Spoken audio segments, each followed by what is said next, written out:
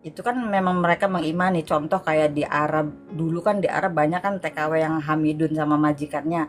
Karena Hmm. beberapa orang Islam di sana kan mengimani ada satu ayat yang mengimani di mana kalau budak-budak itu boleh digituin gitu kan. Bahkan kalau mereka sudah teriak Allahu Akbar biasanya mukul orang itu. Kalau nggak mukul membunuh. Selamat datang di MPF TV. Kami hadir bukan mencari pemenang. Kami hadir mengajak berpikir. Yang menjadi Kalau pertanyaan begini. Yang ya, menjadi pertanyaan begini. Kenapa zaman dulu orang-orang Islam tidak pakai jilbab? Tetapi sekarang tiba-tiba kalau nggak pakai jilbab masuk neraka. Apa zaman dulu orang Islam semuanya goblok semua nggak bisa baca Quran atau bagaimana? Coba. Ini menjadi eh, ini menjadi pertanyaan begitu loh. mungkin mungkin sih karena sekarang mereka lebih mempelajarinya, lebih lebih betul-betul mempelajari.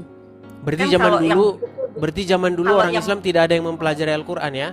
yang ini Bang Edis, kalau yang betul-betul mempelajari betul Islam, itu dia akan mengikuti dan mengimani seperti ajaran-ajaran yang seperti kayak peperangan atau apa gitu. Itu kan memang mereka mengimani, contoh kayak di Arab, dulu kan di Arab banyak kan TKW yang hamidun sama majikannya. Karena Hmm. beberapa orang Islam di sana kan mengimani ada satu ayat yang mengimani di mana kalau budak-budak itu boleh digituin gitu kan. Itu kan sebagian dari iman mereka. Tapi sekarang kan sama PBB kan hak asasi manusia itu sudah dihapus gitu. Jadi sekarang jarang ya ada TKW yang hamidun sama majikannya gitu, yang diberi kepuasan seksualnya sama majikannya gitu. Hmm. Terus yang Oke, bikin kemudian masalah jilbab membuat Anda terkekang, membuat Anda tidak percaya agama Islam karena dipaksa harus nutup-nutupin kepala dan padahal menurut Anda yang harus diperbaiki itu sebenarnya adalah jati diri, bukan pakaian, begitu ya. betul, betul. Oke, itu yang pertama. Kemudian yang kedua. Yang kedua dari perilaku dan behave beberapa teman Muslim. Saya main sosial media dari tahun 2017, aktif di TikTok gitu. Jadi saya itu sering bikin konten-konten yang pro dan kontra. Dan saya melihat ketika saya lagi dihujat, perbedaan komentar-komentar dari eh, mayoritas dan minoritas itu saya bisa merasakan kok beda gitu. Itu yang terketuk, yang bikin saya terketuk, pengen lebih deket lagi, siapa sih Tuhannya mereka itu, seperti apa sih gitu, kok bisa gitu yang menganutnya itu kok beda dengan yang menganut yang sebelah gitu. Iya, iya. Dari Jadi cara Anda bicara, melihat bahwa orang-orang Kristen itu penuh kasih sayang, sementara yang yes, Islam itu arogan, kemudian yes, suka mempersekusi orang, begitu ya. hmm, yes, yes. Bahkan kalau mereka sudah teriak Allahu Akbar biasanya mukul orang itu. Kalau nggak mukul membunuh. Iya. Jadi teriakan Allahu Akbar itu membuat orang kesurupan, kejang, bahkan bisa membunuh orang itu. Begitu. Coba kalau muslim sudah takbir, Allahu Akbar, itu waduh, gawat itu. Itu bisa sambil mecah-mecahin etalase itu. Etalase orang jualan dipecahin begitu. Dan juga karena posisi saya kan pekerja ya Bang Edis ya, di luar negeri, TKW lah kalau bahasa Indonesianya. Jadi banyak banget kalau saya lagi bikin statement kayak mana ya, kerja ikut non muslim, pegang setiap hari masaknya babi gitu. Itu pun udah dihina dan dihujat kan. Nggak bakal masuk surga lah, nggak bakal bisa sholat, nggak keterima lah, apalagi mandiin anjing, ngurusin anjing. Tapi secara logika saya berpikir gini, sebetulnya yang najis ini perbuatan manusia yang nggak betulnya atau si babinya gitu, atau si anjingnya gitu. Kenapa selalu kita orang muslim yang kerja dengan non muslim itu selalu hujatannya mikirin tentang dunia tapi tidak berpikir tentang ajaran-ajarannya, tidak mengikuti tentang ajaran-ajarannya. Ya kalau kita mau ngikutin ajaran nggak boleh megang babi, terus kita harus bertahan dengan apa adanya, terus kita gimana mau nanggung beban hidup gitu kan?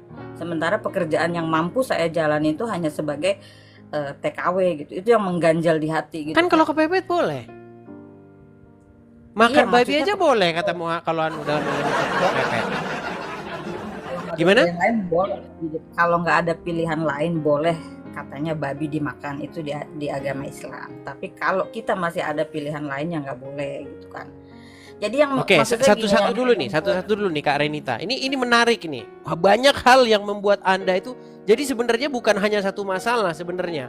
Sudah begitu kompleksnya masalah ini sehingga Anda Iya. akhirnya udahlah Anda putuskan untuk meninggalkan agama ini. Gini. Pertama masalah jilbab. Kedua masalah apa tadi? Orang-orang yang tabiat ya, tabiat kelakuan orang Islam dan tabiat kelakuan orang Kristen yang jauh berbeda. Kemudian yang terakhir ini, yang ketiga ini tadi, masalah bagaimana Anda bekerja dengan non-muslim nih. Ketika Anda Ya. bekerja dengan non-muslim, taruhlah Anda misalnya disuruh mandikan anjing begitu ya. Mungkin mereka punya anjing, Anda mandikan anjing Ya. begitu. Lalu orang-orang muslim menghujat Anda. Ih, najis, mandi-mandiin anjing, durhaka, masuk neraka. Itu yang Anda terima komentar dari orang-orang muslim kan? Iya. Nah, begini. Sebenarnya orang-orang yang menghujat Anda itu, mereka itu bukan beragama Islam. Mereka itu agamanya Abu Hurairah. Tahu nggak siapa Abu Hurairah? Ini biar saya ceritain. Oke. Abu Hurairah itu kalau kita artikan secara literal, itu artinya bapaknya kucing-kucing.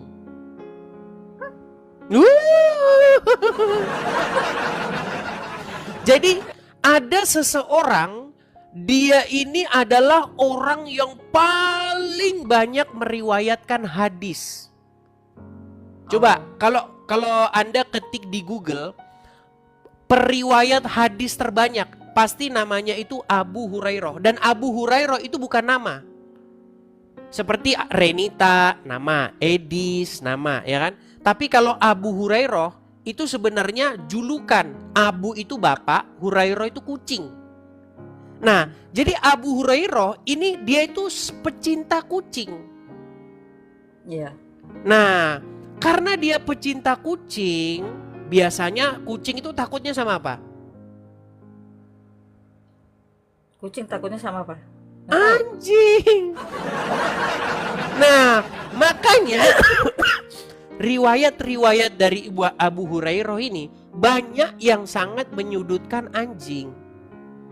Oke. Iya. Padahal di dalam Al-Quran, di dalam surat Al-Kahfi, tahu nggak? Dalam surat Al-Kahfi itu ada, di situ disebutkan anjing-anjing. Bahkan disebutkan ada anjing yang masuk surga. Iya.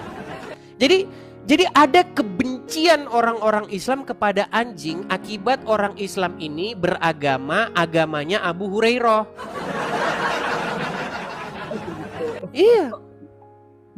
Bahkan dalam sebuah riwayat dikatakan sholat itu akan batal kalau di hadapan seseorang itu lewat keledai, wanita, dan anjing hitam. Oh. Bayangkan, wanita digolongkan bersama-sama dengan keledai dan anjing dalam hal membatalkan sholat.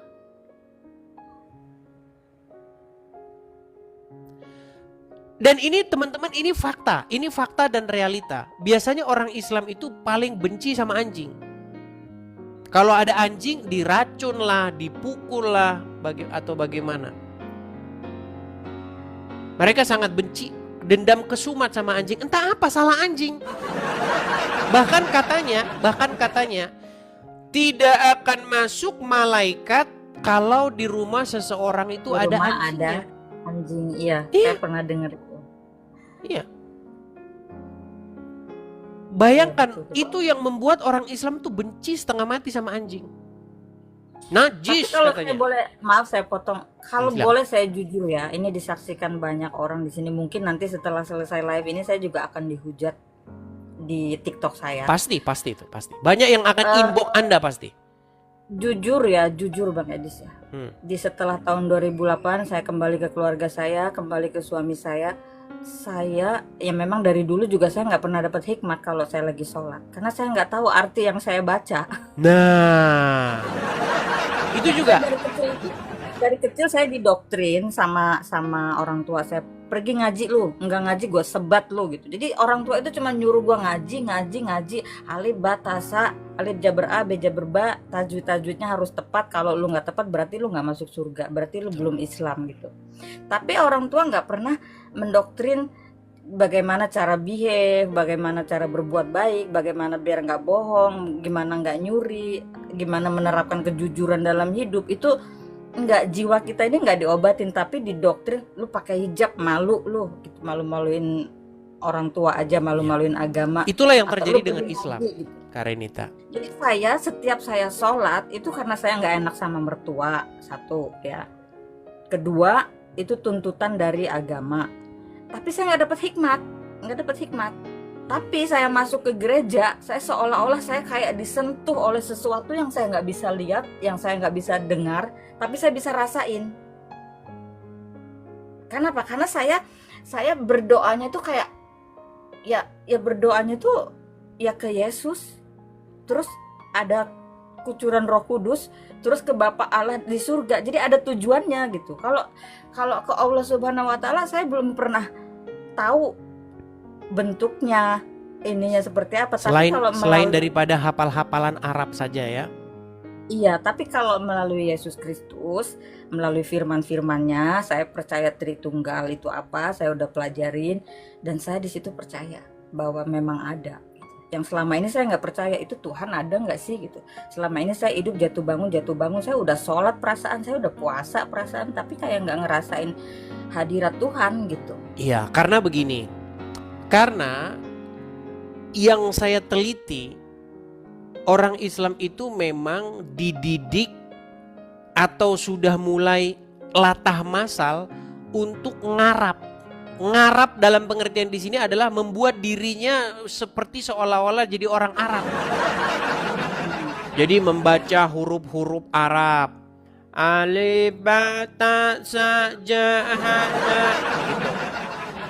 Dari kecil begitu. Iya. Seperti yang Anda katakan, pakai aurat, penutup aurat. Bayangkan bocah-bocah kecil yang masih main-mainan pasir, tahu kan? Oh, dorong-dorong mobil. Nah, kalau Pakai kalau jilbab. saya sekolah saya pakai kerudung, tapi Iya, pulang pakai sekolah saya kerudung. lepas. Bocah-bocah Saya lepas. kecil umur 4 tahun, 5 tahun pakai kerudung menutupi aurat. Saya pikir ini ada something yang wrong dalam agama Islam ini. Ada sesuatu yang gak beres memang dalam agama Islam. Tetapi masalahnya banyak orang Islam itu tidak berani bersuara karena mereka takut nanti dibilang penistaan agama. Begitu loh. Bagaimana mungkin anak Ada lagi Bang kecil? Edis, kalau boleh saya mau sharing. Gimana? Ada ini saya masih mau sharing lagi, sekalian naik di room, jadi biar teman-teman juga tahu kenapa Silakan, alasannya saya murtad gitu. Jadi di dalam rumah tangga juga saya banyak kecewanya karena imam saya yang betul-betul saya menurut saya punya imam sosok suami yang seiman gitu kan. Tapi saya kecewa di situ. Karena suami ini kalau menurut keyakinan dia, keimanan dia, kita Islam, istri waktu ini Islam ya, dituntut- suami Islam ya. Yes, kita dituntut untuk taat pada suami, kita dituntut untuk taat semua perintah-perintah suami karena itu adalah surganya istri. Tapi hati saya nggak terima sebetulnya saat itu. Dan saya coba konsultasi ke kiai, ke ustadz, gimana saya punya problem begini. Dan jawabannya semua nggak sesuai dengan apa yang ada dalam hati saya. Mereka sesuai dengan ajaran Al-Quran harus taat kepada suami Karena kalau sudah menikah bagaimanapun suami yang harus kita dengar gitu. Terus kalau suami kita ngajarnya nggak ada kasih gimana? Ya itu suami kamu gitu. Jadi ya harus diikutin gitu. Soalnya saya kan ada problemnya itu sama antara adik orang tua gitu. Jadi saya minta pendapat sama kiai semua ustadz, ya jawabannya orang tua bukan tanggung jawab suami, tapi tanggung jawab anak pria, bukan tanggung jawab anak perempuan. Jadi kalau suamimu tidak merestui kamu menafkahi orang tuamu, kalau tidak mengizini nafkah untuk orang tuamu, ya kamu berdosa gitu. Nah di situ yang bikin mengganjal dalam pikiran saya di perkawinan ya. Satu, saya harus tunduk ke suami, harus taat ke suami, sementara suami tidak bisa mencontohkan sebagai imam yang baik di dalam rumah tangga gitu. Dan kebetulan yang ada juga yang bikin saya kecewa di dalam pernikahan itu, tapi saya nggak bisa cerita di sini deh. Intinya gini di dalam kisi-kisinya. Oke, di dalam ajaran itu bagaimanapun apapun perbuatan suami adalah imam kamu dan kamu harus mengikutinya. Itu yang bikin mengganjal dalam hati saya gitu. Jadi nggak ada freedom untuk kita wanita atau istri untuk mengungkapkan hak-hak kita sebagai perempuan gitu. Ya, artinya memang ini udah masalahnya udah numpuk ya teman-teman ya. Jadi ada banyak hal atau banyak isu yang membuat Anda akhirnya memang agama Islam ini tidak pantas untuk dipertahankan lagi, akhirnya Anda meninggalkan agama Islam ya. Iya seperti itu. Oke, saya tanggapi lah satu persatu ya. Mungkin banyak nih muslim yang kamu salah ini begini. Mungkin ada muslimin, apakah saya diizinkan untuk menaikkan satu muslim?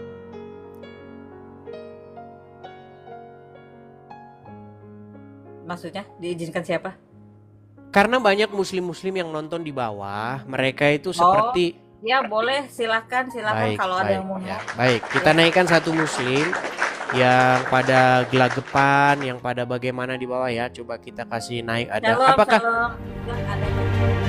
Oke, itu tadi pembahasannya. Tapi ini baru satu bagian dari cerita yang lebih besar. Kalau mau lihat yang lebih seru, cek video lain di channel ini. Klik aja sebelum ditenggelamkan oleh algoritma.